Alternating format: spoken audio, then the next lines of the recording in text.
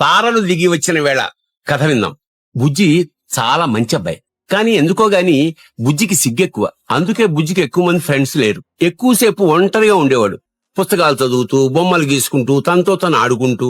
ఒకరోజు హఠాత్తుగా ఒక నక్షత్రం అతన్ని పలకరించింది. బుజ్జి ఆశ్చర్యపోయాడు. ఆ నక్షత్రం అలవోకగా కింద కొంగి, నాతో వస్తావా, ఆకాశం మొత్తం చూపిస్తాను అంది. బుజ్జి ఆనందంతో పొంగిపోయాడు. నక్షత్రం చెయ్యందించింది. బుజ్జిని ఆకాశంలోకి తీసుకెళ్ళింది. బుజ్జి మైమర్చిపోయాడు. పాలపుంతల్లో పరిగెత్తాడు, గ్రహాలతో నేలాబండ ఆడాడు, చంద్రుడితో దాగుడు మూతలాడాడు. అలా ఎన్నెన్ని రాత్రుల్లో ఓ రాత్రి ఎందుకో ఆ నక్షత్రం మాయమైపోయింది. బుజ్జి ఎంత వెతికినా కనిపించలేదు, ఎంత పిలిచినా పలకలేదు. పిలిచి పిలిచి బుజ్జికి ఏడుపొచ్చింది. ఆ తర్వాత చాలా రోజులకి ఒక రాత్రి ఆ నక్షత్రం తిరిగి వచ్చింది. బుజ్జిని పలకరించింది. బుజ్జి మొహంలో చాలా రోజుల తర్వాత మళ్లీ నవ్వొచ్చింది. ఆ తర్వాత బుజ్జి పెదాలపై చిరునవ్వు ఎప్పటికీ చెరగలేదు. ఆ నక్షత్రం బుజ్జిని ఎప్పుడూ విడిచిపెట్టి వెళ్ళలేదు. ఇది తారలు దిగి వచ్చిన వేళ.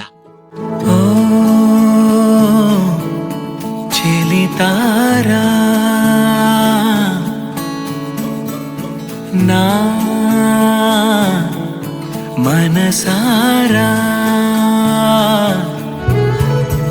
జతగా కదిలే కథలాగా నీతో కలిసుంటాను, నీతో కలిసుంటాను.